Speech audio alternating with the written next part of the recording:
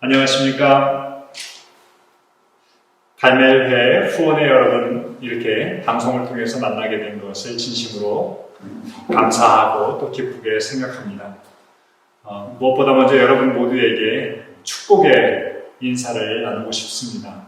여러분 한 분 한 분에게 주님의 축복이 가득히 내려지시기를, 그리고 여러분이 만나는 모든 사람들, 그리고 여러분들이 하시는 일들, 그 일들마다 주님의 축복이 가득하시기를 바랍니다. 단순히 여러분들만 복을 받으라는 것이 아니라 여러분들을 통해서 그 축복이 다른 이들에게도 흘러 넘어갈 수 있는 그러한 축복의 삶이 되시기를 바랍니다.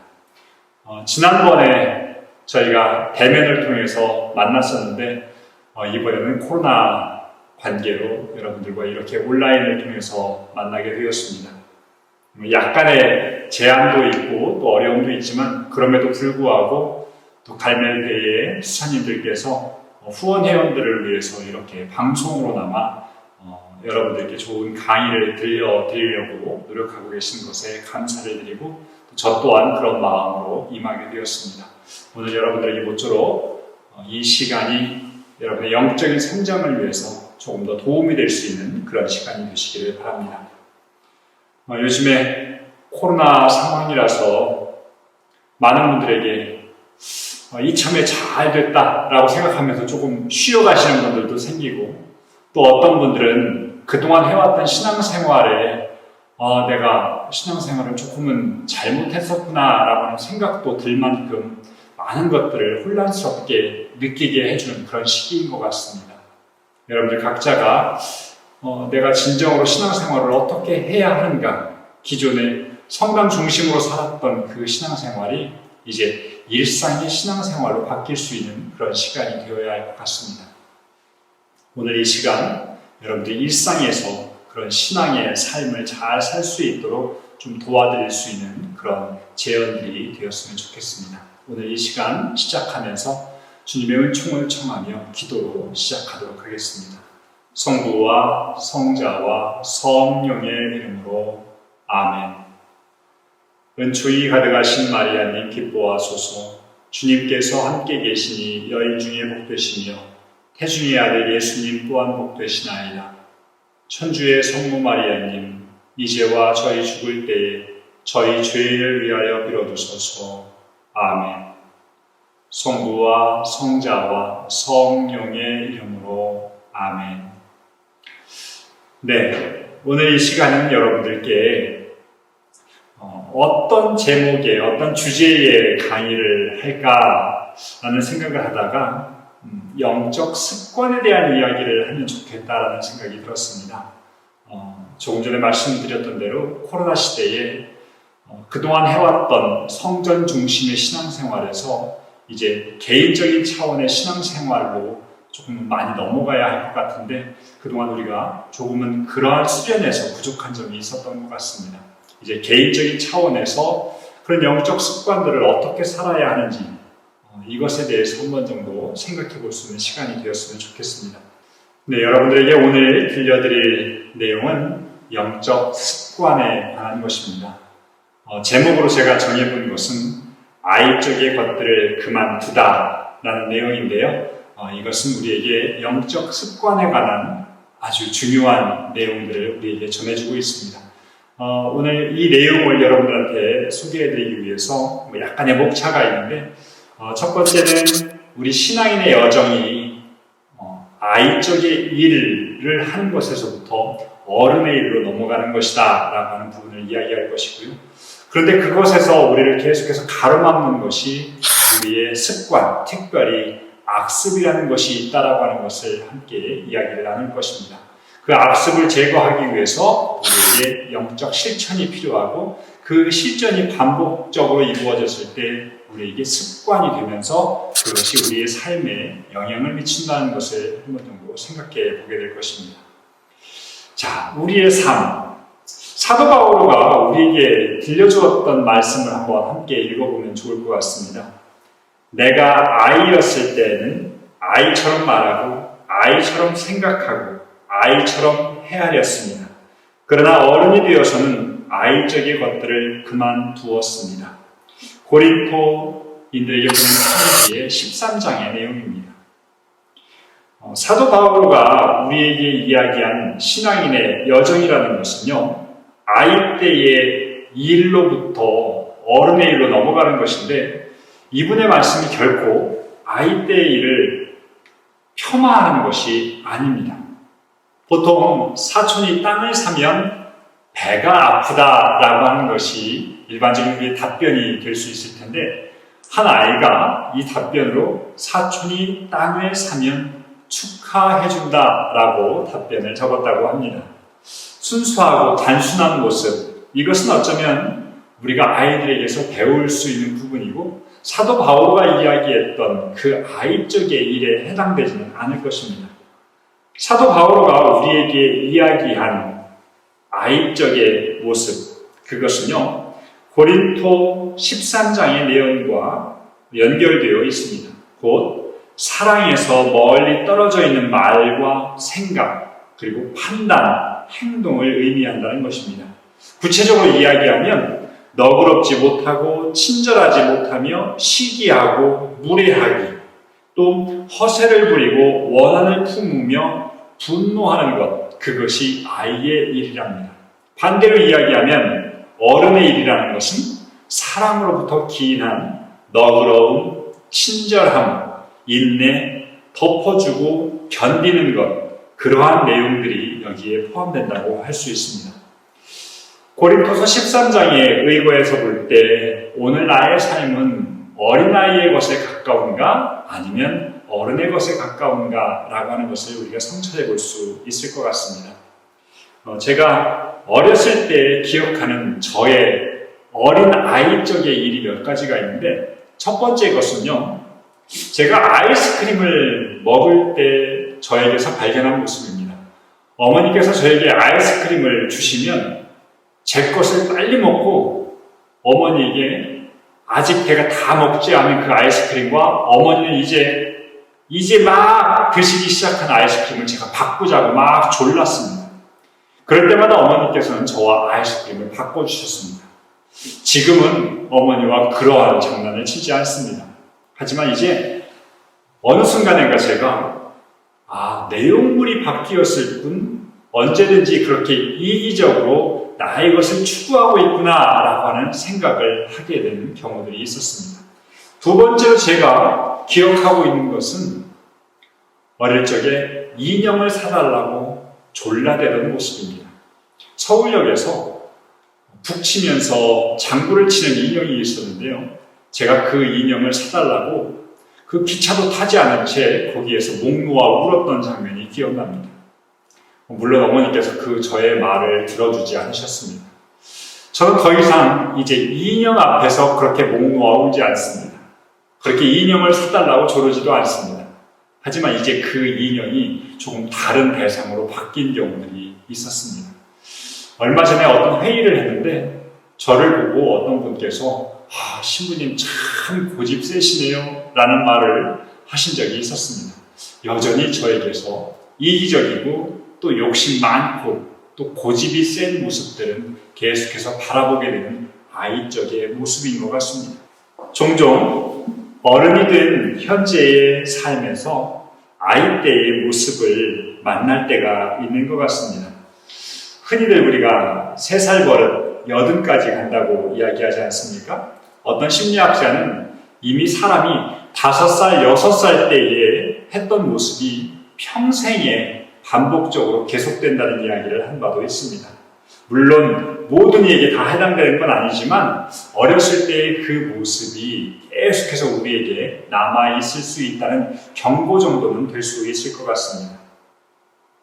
어쩌면 아이와 어른의 모습, 이것은 다른 말로 했을 때에 예수님을 모르던 때와 또 예수님을 알고 난 이후의 삶으로도 조금 비교할 수 있을 것 같습니다. 신자가 되어서 비신자 때의 삶을 포기하고자 애쓰고 있는 사람들이 참으로 많습니다. 제가 과거에 그런 분들을 만나본 경험이 있습니다. 벌써 20여 년 전의 일인데요. 지금으로서는 전혀 상상도 할 수 없는 일인데 그때 어떤 약사분 한 분을 만났습니다. 그분께서 저에게 신앙에 관련된 이야기를 해주시면서 신자가 되어서 처음에는 굉장히 어려웠다라는 말씀을 해주셨습니다. 당연히 어렵겠죠 하면서 그냥 그분의 말씀을 듣다가 그분의 말씀이 현실적으로 좀 다가오는 느낌을 받았는데요. 약국에 어떤 손님이 오시면 그냥 1,000원짜리 또는 5,000원짜리의 약을 찾으신답니다. 그러면 그분에게 얼마든지 어디가 아프냐라고 이야기를 시작하면서 나중에는 그것과 관련된 다른 부위의 통증과 또 고통을 해소할 수 있는 약을 소개시켜 주시면서 몇만 원에 해당되는 약을 팔 수도 있었다고 합니다. 하지만 신자가 되고 나서 이분이 자기도 모르게 자꾸만 그런 모습들이 나오려고 할 때 그것을 가라앉히는 것이 너무나 힘들었다는 이야기를 해주신 적이 있습니다. 또 제가 만난 어떤 설비 하시는 분이 저에게 말씀을 들려주셨습니다. 설비를 가다 보면 생각보다 굉장히 단순하게 끝날 수 있는 일인데 이것을 얼마든지 부풀려서 더 큰 돈을 벌 수 있는 기회도 있었답니다. 하지만 신자가 되고 나서 그것을 포기하는 과정이 너무나 힘들었다는 이야기를 들려주신 적이 있습니다. 구체적인 일상의 삶에서 신앙 때문에 어떤 부분을 포기해야 했던 그런 모습들을 바라보면서 그분들께 경의를 표하지 않을 수 없었습니다. 우리도 어쩌면 일상의 순간마다 그러한 유혹과 또 고민을 마주하게 될 것입니다. 때로는 누군가를 그냥 미워하고 욕하고 안 만나고 또 때로는 자기 실속을 차리고 또 하고 싶은 대로 하고 하는 모습들이 우리에게 계속해서 흘러나오지만 그리스도인이라는 이름 때문에 많이 참아야 했던 순간들을 여러분 기억하실 것입니다. 익숙한 과거의 방식, 아이적의 일을 내려놓는 것은 매우 힘든 일입니다. 프란치스코 교황님께서는 많은 신자들에게 이런 말씀을 들려주셨습니다. 신앙생활이라는 것, 그것은 미사 끝나고 돌아갈 때 조금만 덜 질투하고 덜 남에게 손가락질하고 남 이야기를 멈출 줄 아는 그 삶에서부터 시작되었으면 좋겠다. 그래서 미사에 올 때의 모습과 갈 때의 모습이 조금씩 달라졌으면 좋겠다고 그런 말씀을 들려주신 적이 있습니다. 교황님, 그리고 우리 모두가 체험하는 그 어른의 삶을 사는 여정, 그건 참으로 힘든 여정입니다. 성경이 우리에게 이러한 여정의 힘겨움을 소개하고 있습니다. 이집트로부터 탈출한 이스라엘 백성들, 하나님께서 그들에게 갑작스럽게 가나안 땅이라고 하는 축복의 삶을 허락하신 것이 아닙니다. 그들은 제일 먼저 음료가 부족하고 식사가 부족한 상황을 맞이해야 했습니다. 그들은 거기에서 이렇게 불평합니다. 이집트에서 공짜로 먹던 생선, 오이, 참외, 부처, 파, 마늘이 눈앞에 선하다. 또 광야에서 만난 적들 앞에서 두려움에 떨면서 그들은 하느님은 어쩌자고 우리를 이리로 데려내다가 칼에 맞아 죽게 하는가. 심지어는 이 말을 덧붙입니다. 이집트로 돌아가는 수밖에 없겠다. 이스라엘 백성은 하느님 백성으로 바로 태어난 것이 아니라 광야의 40년간의 시간을 통해서 조금씩 정화되고 하느님 백성으로 거듭나게 됩니다. 실제로 광야의 여정은 오늘날 걸어서 며칠 걸리지 않는 거리입니다. 하지만 하느님 백성으로 거듭나는 그 시간은 참으로 오랫동안의 시간이 필요했던 것입니다. 복음에서도 이와 유사한 장면이 소개되고 있습니다. 예수님은 벳사이다에서 눈머니를 고쳐주시면서 그에게 아주 의미심장한 이야기를 들려주십니다. 저 마을로는 들어가지 마라. 왜 예수님께서 그 마을로 돌아가지 말라고 하셨을까요? 벳사이다는 여러분들 잘 아시듯이 다른 복음서에서 찾아볼 수 있는 부분이 있습니다. 너 벳사이다야, 너희에게 일어난 이 기적들이 티로와 시돈에서 일어났더라면 그들은 벌써 자루옷을 입고 재를 뒤집어 쓰고 앉아 회개하였을 것이다. 아마 이 말씀으로 비추어 봤을 때 벳사이다의 상황은 조금은 타락하고 하느님으로부터 멀리 떨어져 있는 삶을 살았던 것 같습니다. 예수님께서는 눈먼이를 고쳐주시면서 그 마을로 들어가지 말라라고 말씀을 하십니다. 이 말씀은 그 죄악의 삶으로 들어가지 말라고, 그곳으로부터 나오라고, 육적으로만이 아니라 실제의 삶, 정신적인 삶, 생각의 삶, 영적인 삶도 거기서부터 나오라는 이야기를 들려주시는 것 같습니다.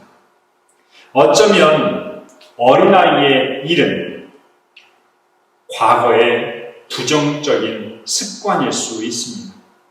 어른의 삶을, 그리고 그리스도인의 삶으로 나아가는 여정을 방해하는 것, 그것은 우리에게 너무나 익숙해져 있는 습관, 그 중에서도 부정적인 습관이 아닌가 싶습니다. 저는 부정적인 우리들의 습관들을 바라보는 데 있어서 아우구스티노 교부의 말씀을 조금 이용하고 싶습니다. 아우구스티노 교부는 우리에게 우리가 가지고 있는 죄악들을 바라보는 것 굉장히 중요하지만 그 죄악 자체를 바라보는 것이 아니라 그리스도의 빛을 그 죄악에다가 키라고 말씀하십니다. 어둠을 제거하려고 하기보다는 빛을 켜라고 아우구스티노 교부가 우리에게 말씀하고 계십니다. 우리에게 부정적인 습관을 주목하는 것이 핵심이 아니라 그것을 극복할 수 있는 덕을 만드는 것, 그것이 오늘 우리의 실천이 되어야 할 필요가 있는 것 같습니다. 그렇게 하기 위해서 우선 습관에 대한 아주 간단한 개념을 파악하고 넘어갈 필요가 있는 것 같습니다. 우리가 잘 알고 있듯이 습관이라고 하는 것은 우리의 삶에서 밧줄과 같은 것입니다. 우연도 있기는 하지만 과하게 말하면 우리의 삶은 습관이 만들어 놓은 결정체다라고도 이야기할 수 있습니다. 그래서 어떤 분은 습관은 밧줄과 같다라고 표현했습니다. 그래서 오늘도 계속해서 밧줄을 짜고 있는데 그것이 나중에 짜여지다 보면 쉽게 풀리지 않는다는 것이죠. 습관은 쉽게 바뀌지 않습니다. 우리말 속담에도 한번 습관이 잘 바뀌지 않는다는 것을 강조하면서 3살 버릇이 80까지 간다. 그리고 재버릇 개 못 준다 라고 하는 그런 습관, 그런 이야기들을 통해서 우리에게 습관의 어떤 위험성을 이야기해주고 있는 것 같습니다. 우리가 비록 습관에 대해서 지금 부정적인 것을 조금 살펴보고 있지만 습관이 반드시 부정적인 것만 있는 것은 아닙니다. 긍정적인 부분도 굉장히 많이 있습니다. 여러분들 각자의 습관들 알고 계십니까? 우리의 하루의 삶을 유심히 관찰하다 보면 내가 평상시에 놓치고 살았던 나 자신만의 습관을 마주할 수가 있습니다. 과거에 어떤 한 TV 프로그램에서 출연자의 24시간을 밀착 취재한 프로그램이 있었습니다. 아침에 일어나는 순간부터 잠자리에 들어서까지, 아니 잠자는 시간까지도 카메라가 그 출연자를 계속 비추는 것인데요. 그러다 보면 그 안에서 저 사람이 건강을 잃었던 습관들, 또 건강을 회복하는 데 도움이 되는 습관들까지도 이렇게 찾아볼 수 있는 그런 프로그램이었습니다. 여러분들의 하루를 이렇게 밀착 카메라로 찍어본다면 여러분들 삶에서는 어떤 특징들이 발견될 수 있을까요? 우리 습관의 특징이라고 이야기하는 것은 우리가 몇 가지를 살펴볼 수 있는데요. 습관은 매우 무의식적입니다. 여러분, 우리가 젓가락질을 하는 것도요, 이걸 매일 의식적으로 젓가락은 이렇게 잡아야지 라고 생각하면서 그 행동을 하지 않습니다. 이미 우리 몸 안에 젖어 있어서 자연스럽게 손을 펼치면 젓가락이 잡힐 수 있는 그러한 삶의 상태가 되었습니다. 외국 사람들에게 이렇게 젓가락을 들어보라고 하면 굉장히 어려운 것이 있듯이 이 습관은 무의식적입니다. 제가 신학교에 오게 된 이유도 바로 어떤 분의 무의식적인 습관 때문인데요. 어떤 신부님께서 저를 보시면서 신학교에 가면 좋겠다라고 말씀을 하셔서 제가 그날부로 굉장히 큰 고민을 했고 나중에 신학교에 가게 되었다가 그 신부님을 만나서 신부님 덕분에 제가 신학교에 가게 되었습니다 라고 말씀을 드렸더니 그 신부님은 전혀 기억하지 못하는 거예요. 그 신부님은 평상시에도 계속해서 무의식적으로 젊은 학생들을 만나면 신학교에 갔으면 좋겠다, 신부님이 되었으면 좋겠다라고 하는 말을 남발하고 다니셨던 것이죠. 제가 그것에 당했던 것입니다. 두 번째로 습관은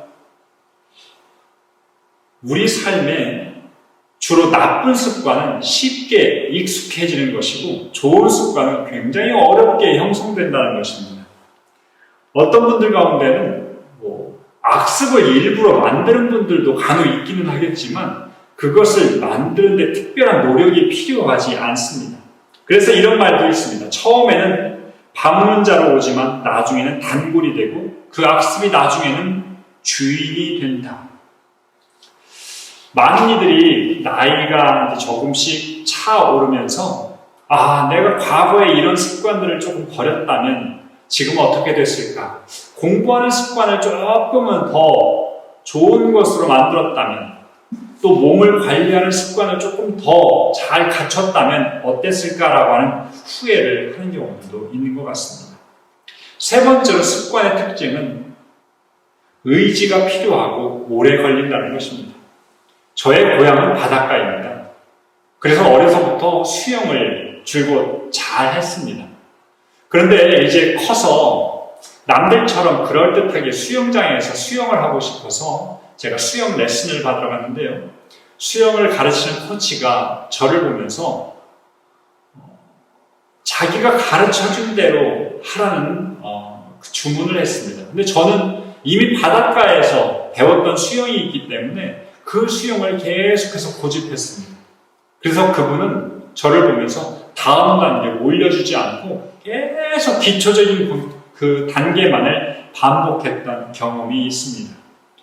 하나의 의도된 습관이 온전히 형성되기까지는요, 66일의 기간이 필요하답니다. 영국의 런던 대학 교수팀이 그것을 연구를 했는데 하나의 행동을 반복적으로 계속해서 66일간을 해야 나중에 그것이 자동 행동이 된다라고 했던 것이죠.